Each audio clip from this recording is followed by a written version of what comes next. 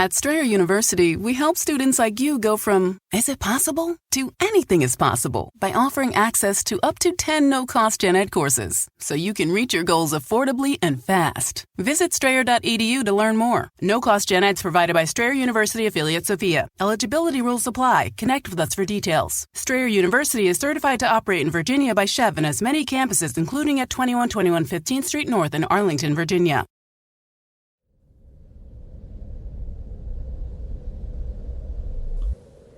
I never thought I'd end up working in a cemetery, but during the pandemic, with scarce jobs and bills piling up, I had no other choice. I was a waiter before everything closed, but with no customers and no restaurants operating, I went months without employment. They hired me at the municipal cemetery because, with so many burials, they needed more people to exhume old remains to free up space. There were graves over 100 years old, with no one claiming them or visiting anymore. It wasn't an easy job. I had to lift bones, clean graves, and listen to stories that, had someone told me before working there, I wouldn't have believed. The first rule they taught me was simple, but strange. Never touch the graves at the back, any with broken crosses. Those are left in peace, always, Don Lupe told me. He was the oldest gravedigger, with dark, thick skin that seemed tanned from a lifetime working in the sun. If they ever ask you to move one of those, you tell me first, he said. And I agreed without argument. I wasn't concerned either. I only cared about the money, about surviving. Eventually I got used to the job, to the gossip from the guards and other gravediggers about things that happened there. They said that sometimes, after burying someone in the farthest area of that enormous cemetery, they would hear knocks from below, as if someone were waking up inside the grave. They also said that in the common grave, at night, voices could be heard crying endlessly. But I didn't see anything strange, until we had to perform the exhumation that changed everything. That day, Toño and I were finishing removing remains from a grave when, from afar, Don Lupe shouted to us, "When you're done there, go open grave number 6 at the back. We're going to move those remains." Toño and I looked at each other puzzled. We knew that area was rarely touched, but we didn't argue. We just gathered our tools and walked to the indicated grave. The cross was broken. "No way! We're going to open one of the forbidden graves," said Toño, who had been working there as long as I had, and was just as scared. "Well, what can we do, Toño? There must be a reason," I told him. We reached the grave and began to dig. The soil was looser than it should have been, and we soon found the coffin, old and rotten. Toño tried to lift the lid with the shovel, but as soon as he touched it, the wood creaked. Not like when something old breaks, but like a knock from inside. We froze. "Please tell me you heard that too," I whispered. Instinctively, we took 2 steps back and the wood creaked again from inside, but we weren't even close anymore. We ran without thinking, didn't stop until we found Don Lupe, who, to our surprise, was at the entrance of the cemetery, calmly smoking a cigarette with a Coke. "We're not opening that grave," I told him, breathless. The old man frowned in confusion. "Which grave?" "Number 6, at the back, in the last row, the one with the broken cross. You told us to go." Don Lupe dropped his cigarette on the ground and stepped on it slowly. "I didn't shout anything to you. I've been here for about an hour." We stood in silence. He asked angrily if we had touched anything. We shook our heads, and he said it was better that way. The next morning when we returned, the grave was closed. The earth intact, as if no one had touched it in years. No one ever mentioned the subject to us again. And we didn't bring it up either.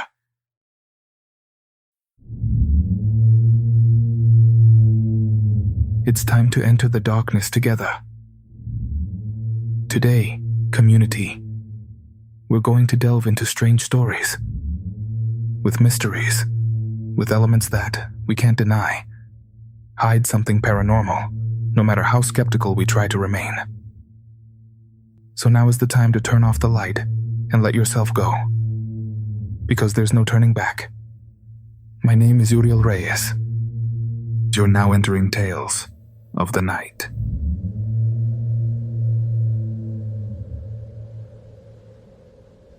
My grandmother was strictly Catholic.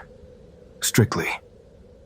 And my mother ran away from her house at 18 to be able to live in peace, normally. The prohibitions my grandmother imposed on her were too many. She couldn't have friends outside the church, let alone have a boyfriend.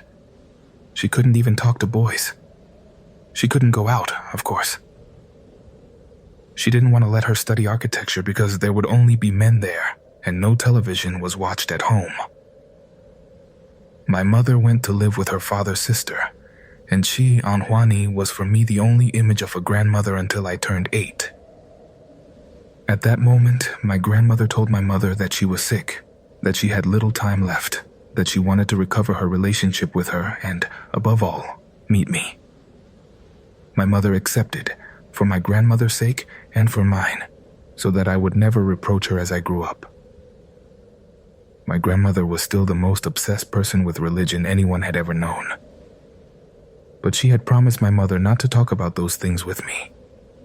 I was Catholic, but my mother took it easy, letting me learn at my own pace, as I feel should be done with children.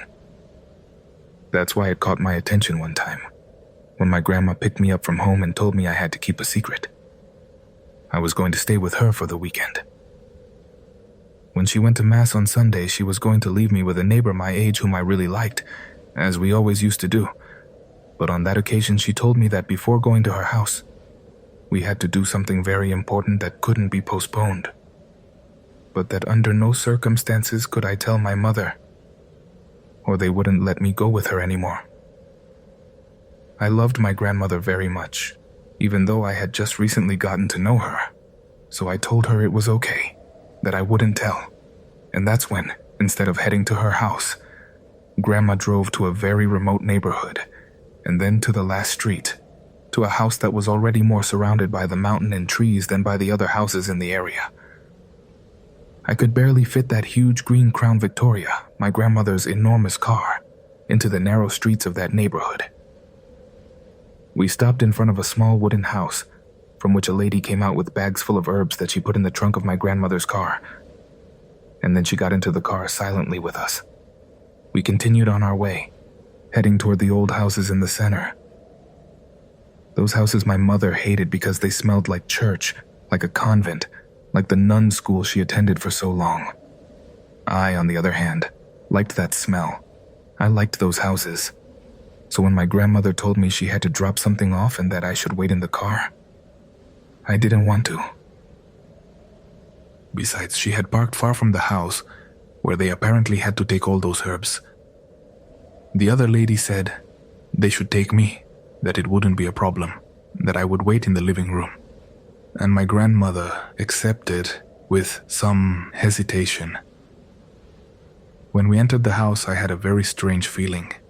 It was a huge house, solitary, in silence, but at the same time I heard distant voices as if a very heated discussion was taking place in a room far from there.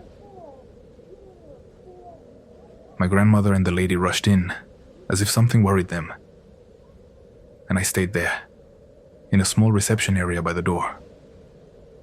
Minutes passed, many of them, and being a child, I started walking around the reception area and finally dared to venture down a long hallway in that house. Now that I think about it, I don't know if it was a normal house because there were no open spaces. From the outside, it looked like one, but inside, you only found hallways and rooms, as if it were a hotel, a boarding school, or a hospital. I don't know what I was playing at. I don't know why I dared to move away from the reception area, knowing my grandmother could scold me, knowing I was entering a house without permission. But I simply kept walking until I heard, or rather, until I understood that a voice was speaking to me. A voice that, if it makes sense, I had been hearing before I actually heard it. Turning a corner in a hallway deep inside the house, I saw a girl at the end of it, kneeling on the floor with her arms down as if she were playing or praying. Her hair covered her face. She wasn't moving, and she seemed to be about 3 or 4 years older than me. Seeing her, of course I was scared. I immediately turned around and walked toward the exit, but something moved behind me. I turned to look. I discovered that the girl was in the same position but much closer to me. As if in a second she had advanced 5 meters in that long hallway. I tried to ignore her. I kept walking. I clearly heard that she, whatever it was, continued dragging herself behind me. But without saying a single word, I walked back to the reception area. I didn't run. I felt that if I did, she would jump on me, or something like that. I just walked, and although I heard her right behind me, when I turned around, there was no one there. "Holy Virgin Mary!" exclaimed a lady who saw me arrive from the hallway, a lady whom I hadn't seen before. She asked me who I was. I told her I was accompanying my grandmother. The lady was pale, as if she had seen a ghost, and she shouted to someone. And then my grandmother came out, along with the lady with the herbs, and another man who somehow seemed familiar to me. My grandmother, very angry, asked me why I had moved, and I told her I didn't know, that I had just walked a little. But the girl had scared me, so I came back. "The girl? What girl?" asked the man, very upset. I explained about the girl I saw in the hallway, and he, as if frightened, ran off to check, along with the herb lady. My grandmother took me out of there very quickly, and I was surprised to realize that outside it was already night. We walked in silence to the car, and then I dared to say, "Grandma, there's no girl in the house, is there? Did I see a ghost?" My grandmother simply hugged me, asked me for forgiveness for having taken me to that place. We got into the car, and never talked about it again. But that was the occasion when I started to believe. That was my first ghost, but I was completely wrong. Do you want to know the truth? The one I discovered just a few weeks ago, already being an adult. Do you? I never revealed that secret. My mother never knew, but she had secrets of her own too. Recently, I was helping my mother salvage things from her house. There was a moisture problem, and we were trying to rescue photographs, memories. Among them, we found photos of my grandmother, and we talked about her at length, for the first time with me being a woman and not a girl. My mother told me many things about her childhood, her adolescence, about those last months of my grandmother's life. When I finally got to meet her, about the time when that incident with the girl in the house happened. My mother told me about the people who came to speak with her at the wake, but late at night, when nobody was left. People who told her that the grandmother had been very brave, that in fact, she had helped save a girl's life. My mother said the following, with much reluctance, as if expecting me not to believe it. My grandmother had helped in an exorcism to save the life and soul of a 12-year-old girl who had been possessed for months, confined to a room, tied hand and foot most of the day and every minute of the nights. She was very brave, they emphasized to my mother, because for that ritual, for which priests came from the Vatican, sacrifice was needed, because it would wear down the people both physically and spiritually.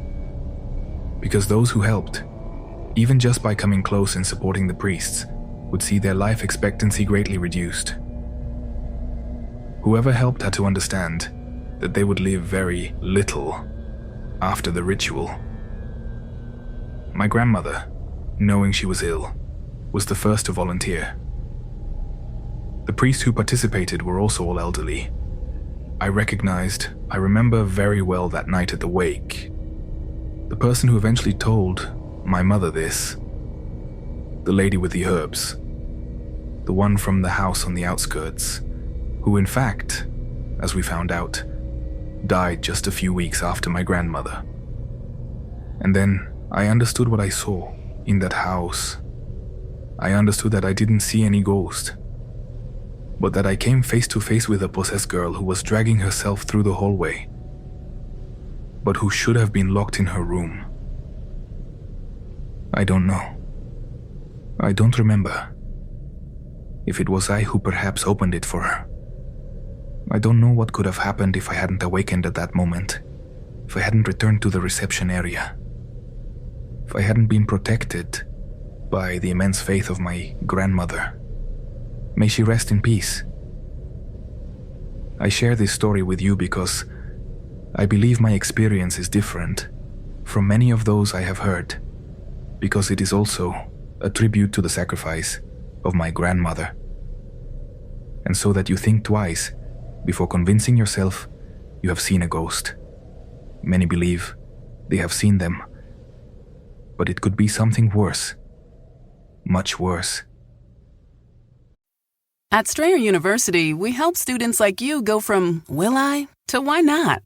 For over 130 years, we've been innovating higher education to make it more affordable, accessible, and attainable, so you can reach your goals. Go from thinking, can I, to yes, I can, and keep striving. Visit strayer.edu to learn more. Strayer University is certified to operate in Virginia by Chev and has many campuses, including at 2121 15th Street North in Arlington, Virginia.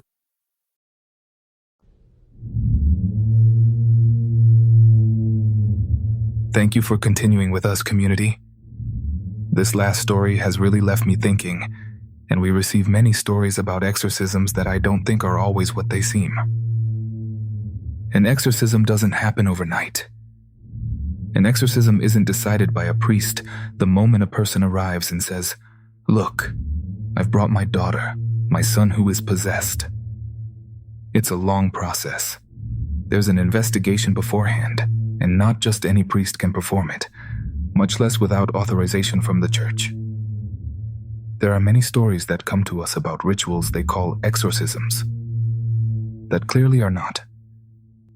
But it's also very true that information on the subject is closed, that it's not available to everyone outside the church, and that's why this experience we just heard caught my attention so much. Because there are details I had never heard before. But if there's someone in the audience who knows more about this topic, I'd love for them to confirm it or have more details to share with us. I repeat, exorcism is one of those topics that fascinates me, that fills me with curiosity, that scares me, but that I always want to explore more as long as I can do so with respect, with caution. So we'll continue collecting stories on the subject, hoping soon to have more experiences to tell. Meanwhile, please let us know if it's something you'd like to hear more about. Now, let's continue with more stories tonight.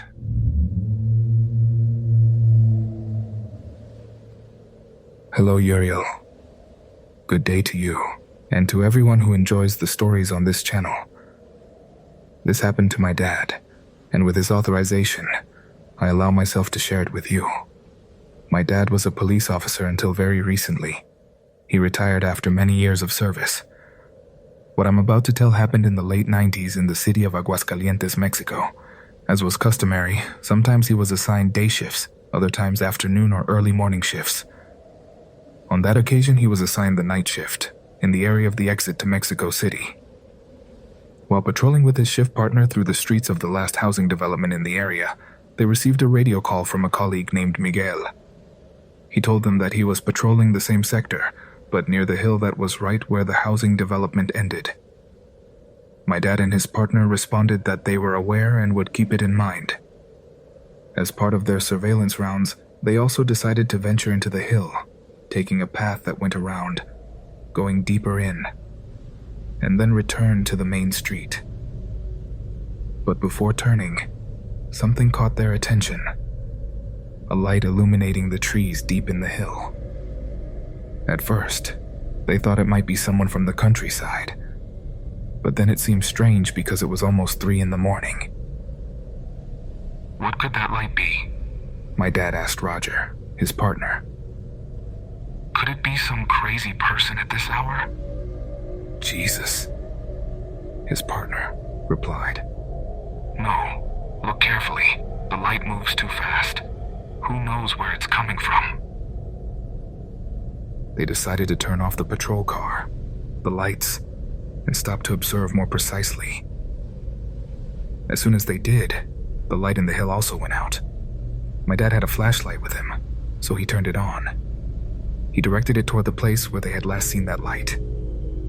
As soon as he did, suddenly, a sphere shot out from among the trees, floating above them for about 5 seconds.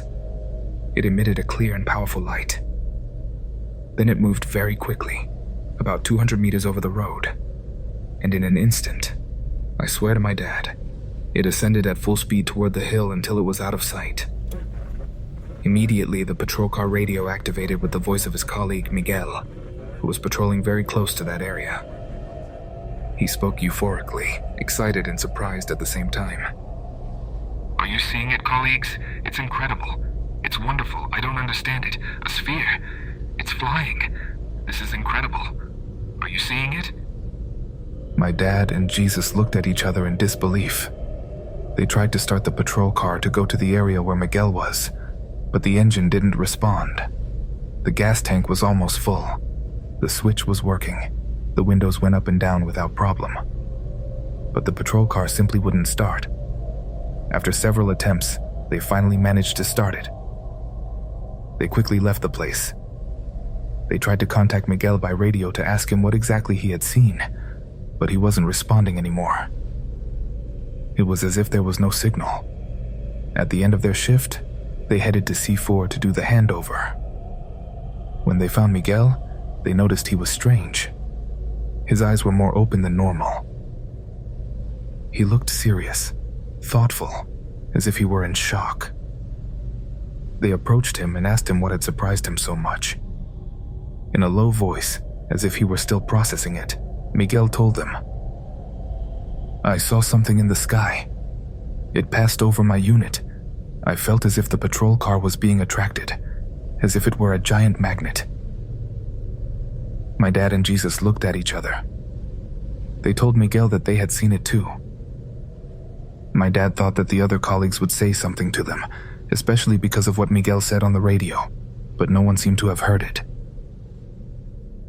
Everyone continued the shift with too much normality, as if nothing strange had happened. A few days later, Miguel requested his transfer to guard duty at C4. From that night on, he never patrolled the streets of Aguascalientes again, and my dad was left with that small experience, with that anecdote etched in his memory forever. Hello, Uriel.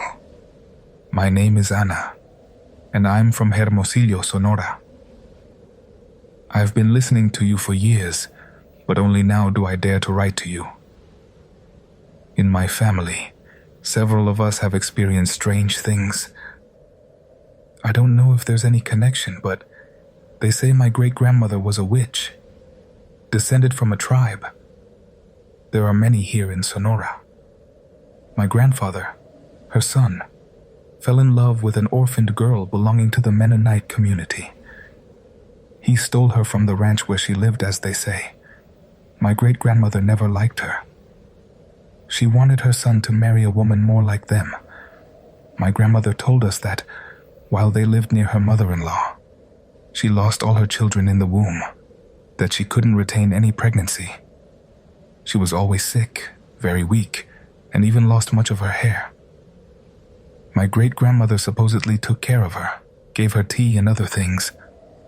But my grandmother said that suddenly she would find herbs hidden in the house, lines of salt, strange objects. Until a neighbor told her that if she wanted to have children, they should get as far away from my great-grandmother as possible. And so they did. They went far away, and my grandmother was finally able to have her first child, although that didn't mean an entirely happy ending. Over the years, they suffered many misfortunes. My grandmother sometimes told us things she experienced when she was young, when she still lived with her mother. She had a scar on her shoulder. It wasn't exactly a scar, but a mark, like a burn. The strange thing is that it had the barely perceptible shape of fingers, as if someone had grabbed it with something burning. When we asked her what had happened to her, she told us about that occasion when the town festivities had begun, and he had plans to meet his friends in the square. From very early, he hurried to finish his work, took a bath, and started to get ready. His mother soon began to complain. She didn't want him to go out. She told him that he was always in the streets, that he would come back drunk. The same old story. He just laughed, and that made her angrier. He finished dressing, left the house, but his mother came out behind him shouting things and scolding him, until finally, when he got on the horse, she threw one last warning at him. "I hope he appears to you for being disobedient." My grandfather just smiled. She says she even threw a stone at him out of anger. He was calm, enjoying the ride. It was almost nightfall, but there was still enough light. When he reached the hill, he passed by the cemetery. There was music inside, as if there was a celebration. It seemed strange to him because, despite what he heard, he couldn't see anyone. He continued on his way without giving it more importance. He was distracted, looking to the side, when his horse stopped dead in its tracks. When he looked back at the road, he saw a huge animal blocking the path. At first, he couldn't make out its shape. It was a black bull. Big. Was it a dog? Or so it seemed. He waited to see if it would scare off. But the animal didn't move. Neither did the horse. He tried to go around, but his horse wouldn't advance, as the animal was still there, as if it were a statue. Anxiety began to grow in his chest. He tried to scare it away. "Get out of here! Go on!" he shouted. He raised his hand. He acted as if he was going to throw a stone. But nothing. The animal didn't react. It just stared at him. And at that moment, something inside my grandfather broke. The animal's eyes. He had never seen eyes like that. They didn't even seem real. He felt they looked at him with contempt, as if he were the animal in the scene. Fear gradually crept into him until he had trouble breathing. His hands were sweating. His head started spinning. He felt a nausea rising from his stomach to his throat. Suddenly, he could no longer hold himself and fell from the horse. He barely felt the impact. He only saw how his horse now did run away without him, terrified. His chest compressed. He didn't feel the air reaching his lungs. He dug his nails into the earth in a desperate attempt to get up, but he couldn't. He knew it was there, at the mercy of that animal, even though he couldn't see it. He felt it surrounding him. He felt it in all directions, everywhere. And there, on the ground, he began to cry. He tried to call for help, but he couldn't speak, much less scream. His throat was completely dry. The air wasn't enough for him. And it was then that he heard them. The voice of God. There, all the voices. The voices of women. He didn't understand what they were saying. He couldn't see them. He only heard the whispers. But when he raised his head, he saw a faint light in the distance. He was close, very close to the cemetery. There were people, but no one could hear him. And then he felt a burning sting in his shoulder. Something touched him. Something pulled him hard. He couldn't see beyond his own feet. While on the ground and the grass, he noticed bare feet. Black ones. A smell of rot, of leather, of dried blood arose, and then nothing. He said they found him in the morning lying at the cemetery door. He was sick for several days with a fever. At times he would wake up, but he could barely speak. He didn't remember anything from those days he spent in bed. They asked him what had happened to him, but he was embarrassed to tell what he remembered. He even began to doubt if it had all been real. The only certain thing, the only thing that remained as proof of that memory, was the wound on his shoulder that never healed. Everyone asked him about it. Everyone wanted to know. Everyone except his mother. She never spoke about it. Did she take care of him? Yes, but always in silence. For a long time, he never went out at night again, and much less near the cemetery. This community is just one of many stories my grandfather Miguel told us. If you allow me, I'll tell you others later, not just about him, but about his children, because they follow him. We've all been marked by something, all of us. In the family, things like this have continued to happen to us, as if it were a curse. Greetings, and have a very good night.